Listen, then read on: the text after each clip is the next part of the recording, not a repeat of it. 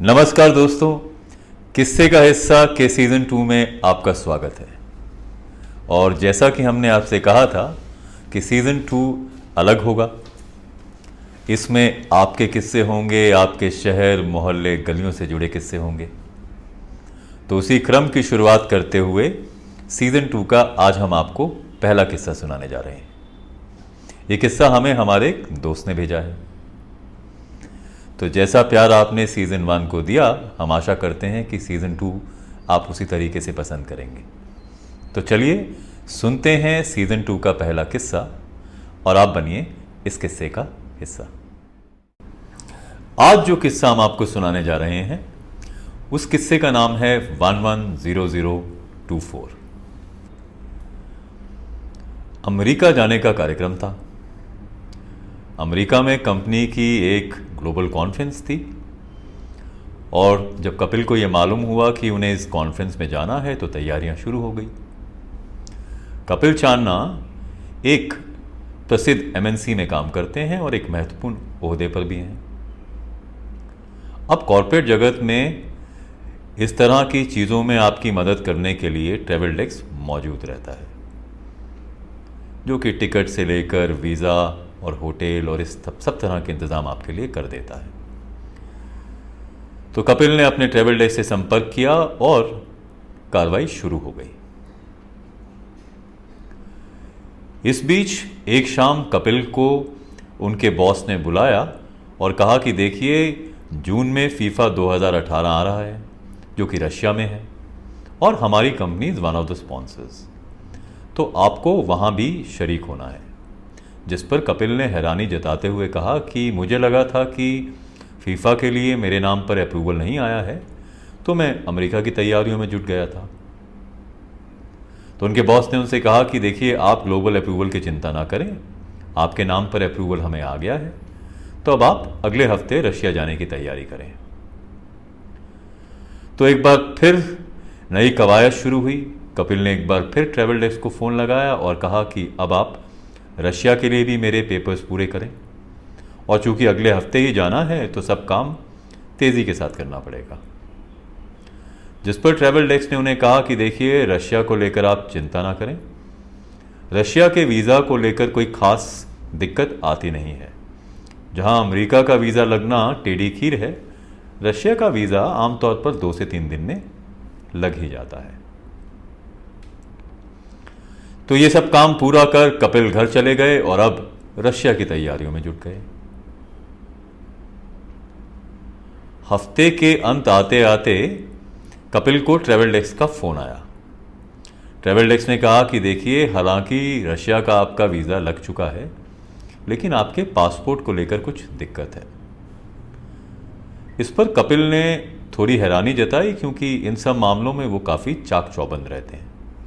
तो उन्होंने travel desk से पूछा कि बताएं किस तरह की परेशानी है मेरे पासपोर्ट को लेकर। तो ट्रैवल डेस्क ने बताया कि देखिए, आपका वीज़ा जो है एक्सपायर होने वाला है और रूल्स के हिसाब से आपकी ट्रैवल डेस्क से आपकी पासपोर्ट की अवधि 6 महीने होनी चाहिए, तो आपको आपका पासपोर्ट रिन्यू कराना पड़ेगा। तो कपिल को लगा हाँ, शायद ये पॉइंट उनसे मिस हो गया है। इस सब गहमा गहमी के बीच वो पासपोर्ट रिन्यू कराने को लेकर शायद नज़रअंदाज कर चुके हैं पॉइंट को। पर ट्रैवल डेस्क ने फिर आश्वासन दिया कि देखिए, आजकल तत्काल जैसी सेवाएं उपलब्ध हैं, जिससे 24 से 48 घंटे के भीतर रिन्यू होकर आपका पासपोर्ट आपको मिल जाता है। यहां से इस किस्से में मैं थोड़ा सा जुड़ गया। ट्रैवल डेस्क की ये बात सुन कपिल ने मुझे फ़ोन लगाया और कहा कि देखिए, मुझे अपना पासपोर्ट रिन्यू कराना है और तत्काल के लिए मुझे किसी गेजेटेड ऑफिसर से वेरिफिकेशन सर्टिफिकेट लेने की ज़रूरत है। तो अगर आपकी नज़र में कोई ऐसा अधिकारी है तो आप मुझे उसके बारे में बताएं। तो मुझे याद आया कि हाल फिलहाल में ही मेरा एक मित्र जो है वो नेवी ऑफिसर है और उसकी पोस्टिंग दिल्ली हुई है। तो मैंने कपिल को बताया कि आप मेरे मित्र से मिलें, वो कमांडेंट हैं और आप उनसे वेरिफिकेशन सर्टिफिकेट ले सकते हैं। तो मैंने अपने मित्र का फ़ोन कपिल को दिया और फिर बात आनी जानी हो गई। कपिल ने इस बीच उस अधिकारी से मिल अपने लिए वेरिफिकेशन सर्टिफिकेट बनवाया, और क्योंकि अब हफ्ता खत्म हो चला था तो कपिल ने विचार बनाया कि वो मंडे को पासपोर्ट ऑफिस जाएंगे और पासपोर्ट ऑफिस जाकर तत्काल में आवेदन करेंगे। अब कुछ समय से पासपोर्ट का काम काफ़ी एफिशिएंट हो गया है। पहले की तरह आपको दलालों के या लंबी लाइनों में लगने की ज़रूरत अब नहीं है। सारा का सारा प्रोसेस कंप्यूटराइज्ड है, ऑटोमेटेड है। तो आप कंप्यूटर के ज़रिए ऑनलाइन जाकर अपने लिए अपॉइंटमेंट बुक कर सकते हैं और फिर निश्चित समय पर जाकर आवेदन कर सकते हैं। तो कपिल ने भी ऐसा ही किया। आप किस जगह रहते हैं या पासपोर्ट में आपका स्थायी पता क्या है, उसके हिसाब से आपको पासपोर्ट सेंटर एलोकेट हो जाता है।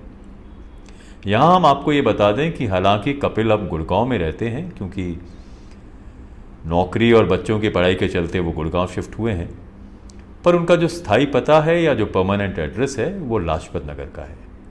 और कपिल का लाजपत नगर आज भी आना जाना लगा रहता है, क्योंकि माँ बाप लाजपत नगर में ही रहते हैं। अब चूंकि स्थायी पता लाजपत नगर का था, तो उन्हें जो पासपोर्ट केंद्र एलोकेट हुआ वो चाणक्यपुरी या बिकाजी कामा में स्थित पासपोर्ट ऑफिस था। मंडे की सुबह सुबह कपिल सारे दस्तावेज ले बिकाजी कामा स्थित पासपोर्ट ऑफिस पहुंच गए और उन्होंने अपने आवेदन या पासपोर्ट की एप्लीकेशन पासपोर्ट ऑफिस जाके लगवा दी। आमतौर पर तत्काल में अगर आप अप्लाई करते हैं तो 24 से 48 घंटों में पासपोर्ट आ जाता है। एक चीज़ और कि पूरी की पूरी जो प्रक्रिया है पासपोर्ट जारी होने की, जैसा कि मैंने बताया, ऑटोमेटेड हो गई है। तो आपको एसएमएस पर भी लगातार आपकी प्रोग्रेस रिपोर्ट मिलती रहती है। कपिल ने पासपोर्ट की एप्लीकेशन जमा करवाई और वो पासपोर्ट ऑफिस से बाहर निकले, और वो इस इंतज़ार में थे कि उन्हें एसएमएस आएगा या कोई नोटिफिकेशन आएगी कि उनकी फ़ाइल सबमिट हो गई है या क्या प्रोग्रेस चल रही है उनकी फ़ाइल पर। और उन्हें उम्मीद थी कि 24 से 48 घंटों में पासपोर्ट आ जाना चाहिए। मंडे गुजरा, ट्यूसडे गुजरा, ना तो कोई एसएमएस आया और ना ही किसी तरह की नोटिफिकेशन कपिल को मिली। अब कपिल चिंता में हो गए थे। यहां यह बताना भी ज़रूरी है कि संडे देर रात या मंडे की सुबह रशिया के लिए कपिल की फ्लाइट भी थी, तो समय ज़्यादा था नहीं। फिर बुधवार आया और कपिल पूरी तरह से आशावान थे कि आज शायद उन्हें पासपोर्ट ही मिल जाए, और एसएमएस नहीं आया तो कोई तकनीकी दिक्कत हो सकती है। लेकिन अब काफ़ी समय हो गया है और तत्काल में एप्लीकेशन गई है, तो आज तो पासपोर्ट आ ही जाना चाहिए। बुधवार बीता लेकिन पासपोर्ट अभी भी नहीं आया।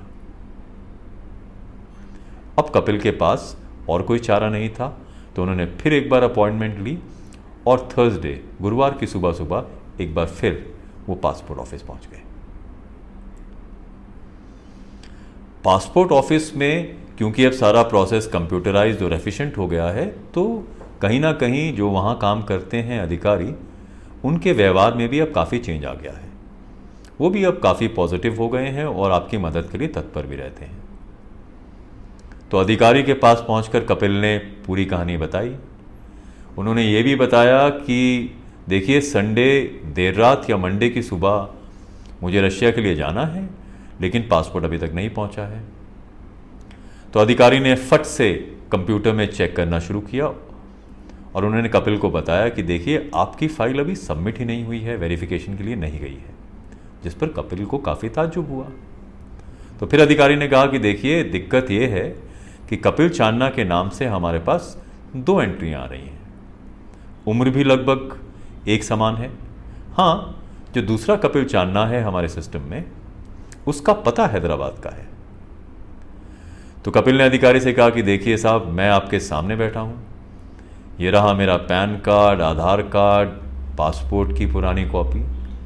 तो कुल मिला के मैं कपिल चांदना हूँ और मैंने ही आवेदन दिया है रिन्यू के लिए पासपोर्ट के। तो अधिकारी ने उनसे कहा कि देखिए साहब, क्योंकि सिस्टम ऑटोमेटेड है, इसमें हम आपकी अधिक कोई हेल्प नहीं कर सकते, मदद नहीं कर सकते, जब तक कि ये चेंज ना हो जाए आपकी फ़ाइल में। तो कपिल ने कहा कि तो बताइए, कोई राह सुझाइए कि किस तरह ये चेंज होगा ताकि मुझे समय पे पासपोर्ट मिल पाए। तो इस पर उस ऑफिसर ने उनसे कहा कि देखिए, आपको एक एप्लीकेशन लगवानी पड़ेगी, तो आप झट से एक एप्लीकेशन लिखें, सारा मामला उसमें समझाएं और फिर उसे स्टैम्प पेपर पे नोटराइज करा, किसी गेस्टेड ऑफिसर से अटेस्ट करा, जमा कराएं, जिसके बाद मैं कंप्यूटर में चेंज करूंगा और फिर आपकी फ़ाइल पे काम शुरू होगा।